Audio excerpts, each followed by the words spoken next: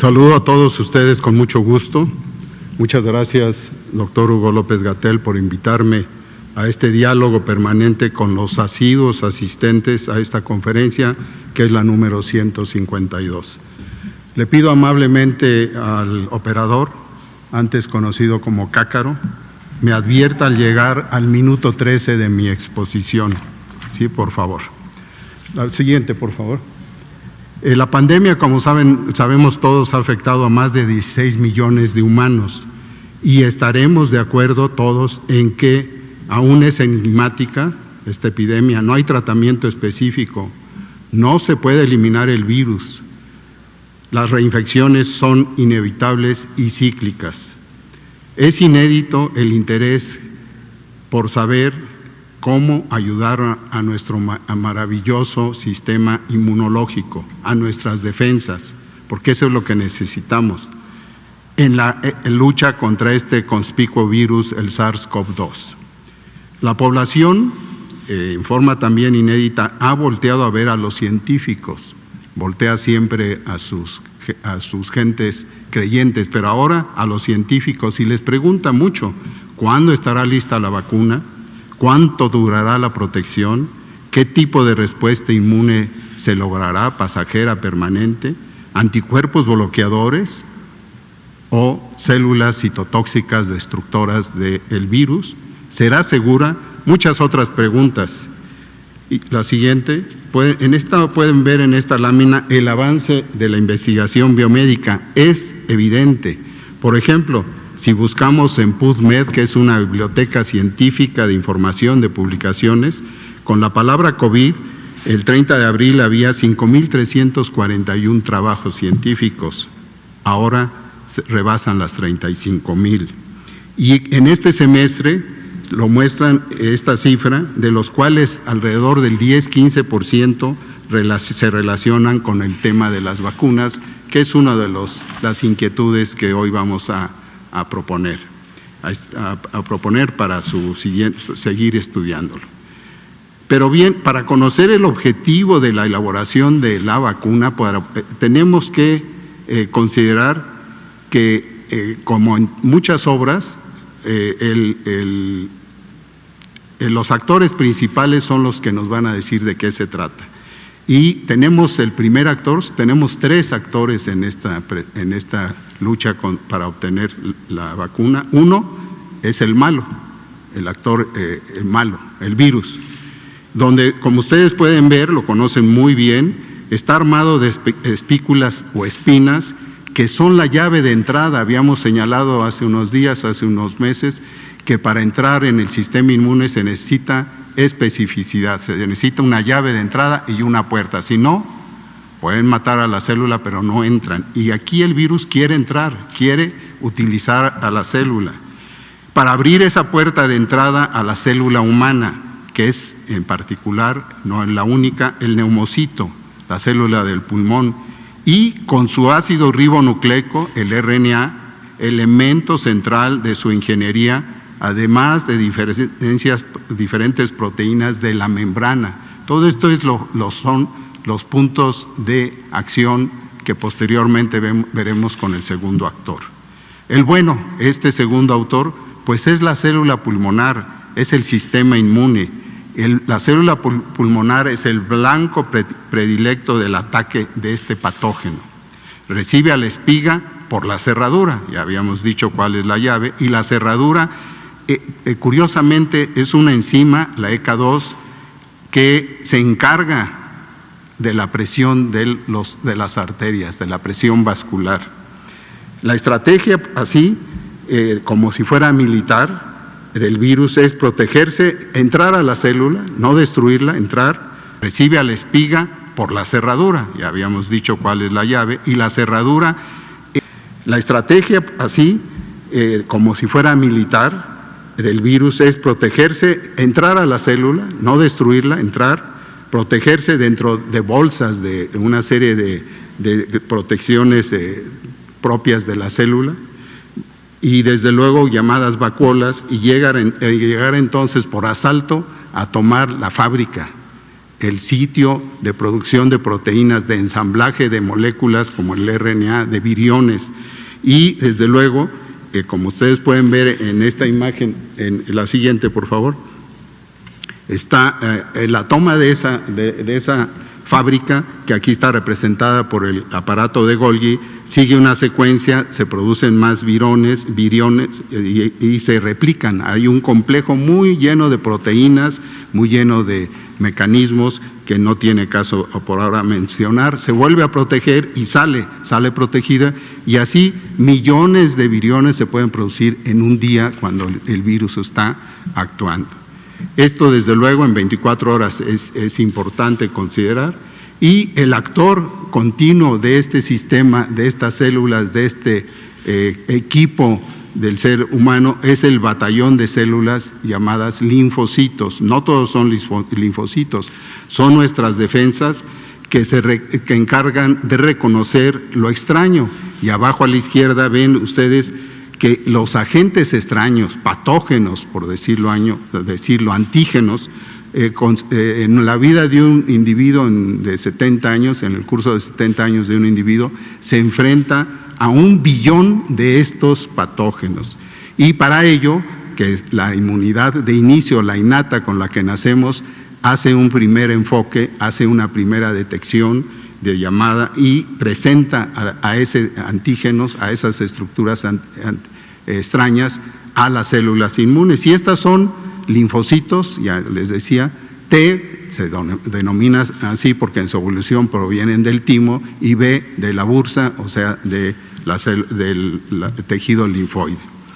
Así vamos a considerar que tenemos suficientes 10,000 billones de células T o de moléculas que identifican a las células T para armar toda la respuesta. Y para los anticuerpos 100,000 millones. Aquí ya aparece algo muy notorio. Los anticuerpos, las pruebas rápidas, la IgG, la IgM, pero fíjense, es solo un camino de inicio largo que requiere mucho más atención, pero le estoy señalando lo más relevante. Conocer la inmunidad, la siguiente por favor, es importante para poder entender el desarrollo de una vacuna. Está muy lejos de solo ubicarse en esos productos, en los anticuerpos, en la pequeña luz que vemos con la detección de estas moléculas. Las respuestas de las células T, estas que señalo aquí, que aquí en la anterior se pueden ver también aquí, células CD4, CD8 de ayuda y de mucha acción fisiológica, estas se encuentran en los individuos que son convalecientes de la infección por virus. Un 70% y hasta un 100% de los linfocitos T tienen especificidad para el COVID-19, para este tipo de coronavirus. Y estas respuestas se dirigen no solo a la proteína S, a la que vimos, sino para todas las estructuras. Dicha reactividad hay que mencionar que puede darse en forma cruzada con otros coronavirus, pero es parte de la investigación en camino. ¿Cuál es el tercer actor? Pues le digo yo que es el enmascarado, no de plata, pero bueno.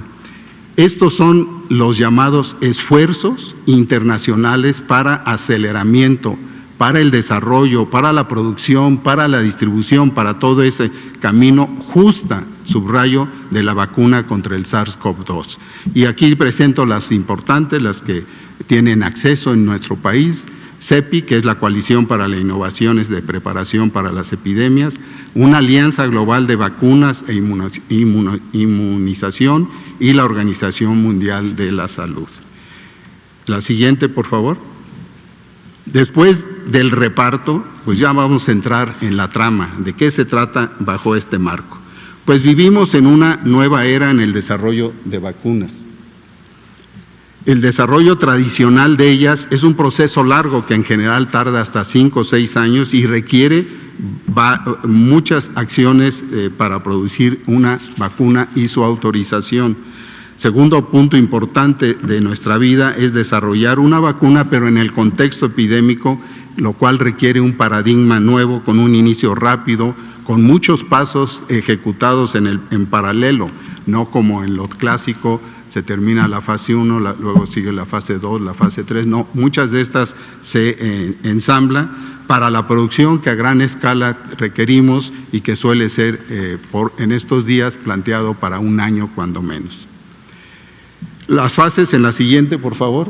Aquí les presento esto que he señalado, son las fases 1, 2 y 3, y recalco en este camino, que varía en meses y ahora se reduce, hay que preguntarnos desde la primera fase la seguridad, el metabolismo, efectos secundarios, y desde luego si funciona bien ya en la fase 2 y por lo tanto también el mayor beneficio que se encuentre y no el riesgo es lo que debe hacer que uno pueda pasar a la fase 3 donde hay algunas vacunas como veremos. ¿Cuántas dosis se requerirán? No sabemos mientras no tengamos ya productos directos. ¿Cuál es el escenario día a día? En la siguiente, por favor. Esto es muy cambiante, como ustedes saben. Están en prueba actualmente 28 tipos de vacuna en fase clínica y más de 141 en fase preclínica. Como ustedes pueden ver, el tipo de vacuna, no se fijen ahora, lo voy a detallar más adelante, pero están en la fase clínica más avanzada las del Instituto de Productos Biológicos de Wuhan y de la empresa Sinopharm y la de Beijing, y de la Universidad de Oxford AstraZeneca, y en tercer, por iniciar, todavía está en estos días, la inicio en Moderna. Hay otras prometedoras, CanSino Biológica y otras que están hacia abajo, pero están apenas en inicio de la fase 1 y la fase 2. En las siguientes 4 láminas les voy a presentar como ejemplo, la siguiente por favor, en esta primero, los tipos, estas bases, bajo las bases técnicas que les he mencionado, los tipos de vacuna y cómo van. La primera, a partir de la estructura esa que vimos en el dibujo del SARS-CoV-2, tomamos el virus, lo debilitamos por calor, formaldehído, etcétera, y utilizamos a través de su código genético de células animales, en células animales o en humanas, hasta que es incapaz de causar la enfermedad, y con eso se hacen las pruebas y como ustedes verán, el seguimiento es en todo igual. Células presentadoras de antígeno que reconocen y mandan a las células T o a las B o en colaboración a producción, generación de anticuerpos, sensibilización de células T y una respuesta inmune efectiva. Hay otras que desde mi punto de vista son las de mayor éxito, planteamiento general desde el punto de vista técnico, que son las recombinantes, donde se utiliza un virus que se replica. Este virus se conoce, se maneja porque son de hace muchos años, el sarampión o adenovirus son los que se utilizan para que no sean unos y otros no replicantes.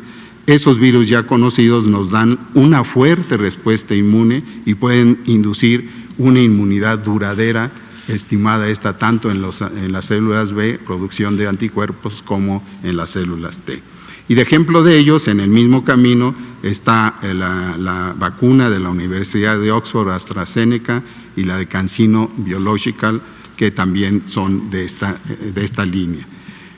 Trabajar con el DNA o con el RNA, o sea, con los ácidos nucleicos, es relativamente, todo es complicado, pero es relativamente rápido, es relativamente sacar el producto antes. Sin embargo, los resultados son inciertos, erráticos, son pocas las vacunas que se pueden considerar como útiles a través de esta metodología. Se modifica el gen que codifica la espina del virus y esta es la que se inyecta, y esto es lo que representa la base central de Moderna, del consorcio Genexin. Y el camino, como ustedes pueden ver, está igual, nada más que se usan diferentes proteínas virales clasificadas. En la siguiente, por favor, que es la última de los ejemplos, las vacunas basadas en proteínas. Desde luego, se aplica en proteínas que se tienen que prefabricar. Con la biotecnología ahora no es tan complicado, pero sí es necesario conocerlo para que la respuesta inmune sea fuerte, y aquí hay varias, pero Longcom es la más avanzada, se toman las proteínas de diferentes ámbitos, se estimulan los linfocitos, se generan anticuerpos y está lista la prueba para la respuesta inmune. En la siguiente, por favor, tenemos a lo que señalé como emboscado, porque todavía no sabemos. Esto está representado aquí el ejemplo en la Coalición para Innovaciones en Preparación para las Epidemias. Resalto algunos puntos relevantes.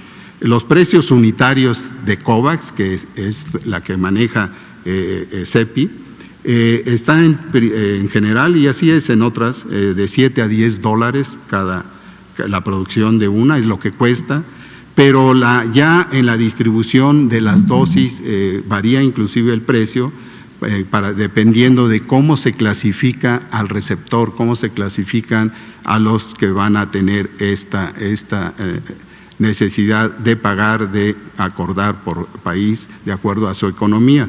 Hay países en renta media y baja que así los clasifican, que están, ahí estaría representado para algunos México, y si no, de renta media alta, y el 50% de la distribución de las dosis se plantea darlo a aquellos que tengan, aquellos países, darle preferencia a los que tienen renta media baja, y desde luego la renta alta a los 30 que tienen mayor capacidad, y de una capacidad, de acuerdo a esta clasificación de media alta, estaría al 20%. Y el precio va acorde con ello, 5, 20 o 35 dólares cada dosis. En la siguiente, por favor, vemos también cómo el portafolio de vacunas financiadas en CEPI consiste en 9 proyectos, incorpora 9 proyectos, donde destaco las que puse en rojo, porque son las que yo considero, la segunda vez que lo digo, es posible que me equivoque o que se equivoquen los que tienen esta opinión, porque las otras también, no por serendipia, sino por posibilidad de frecuencia, las de RNA, las de proteínas pueden dar un buen resultado. Pero estas son las más conducidas por el conocimiento científico y son por el vector viral, la de Estados Unidos, Austria, de Merck, de AstraZeneca, que ya he mencionado, y de la Universidad de Hong Kong. En la siguiente, por favor. El Gavi, la Alianza Global de Vacunas, está a la cabeza del eje de distribución de COVAX, como ya señalé.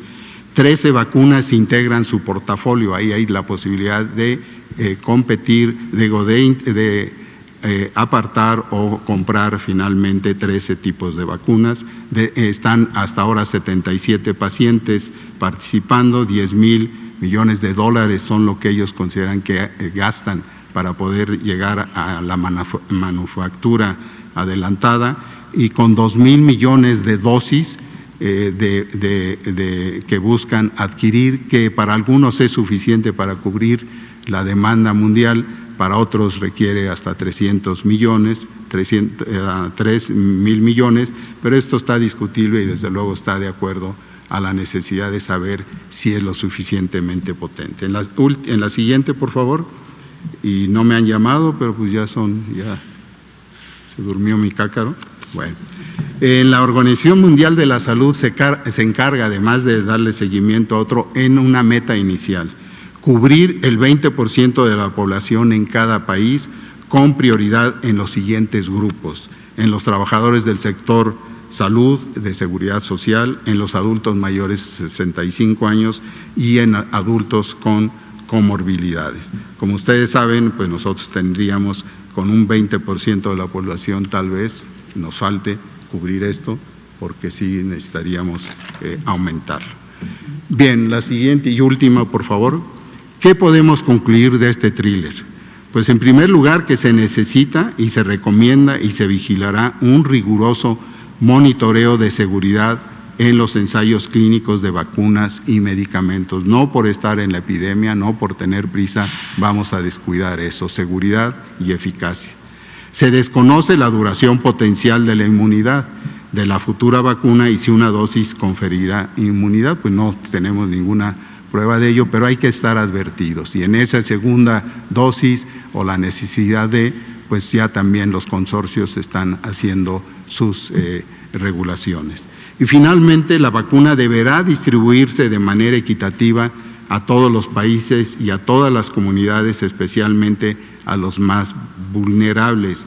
Y esto está de acuerdo a la propuesta de resolución para asegurar el acceso global a los medicamentos, vacunas y equipo médico necesarios para enfrentar la epidemia y que hiciera el señor presidente Andrés Manuel López Obrador, tanto en el Grupo 20 como en el seguimiento en la Organización de Naciones Unidas. Muchas gracias, les agradezco su atención. Muchas gracias, doctor, por esta explicación amplia y detallada de los conceptos y de las realidades que enfrenta México y el mundo en el desarrollo de vacunas y en su potencial adquisición. Quédate en casa.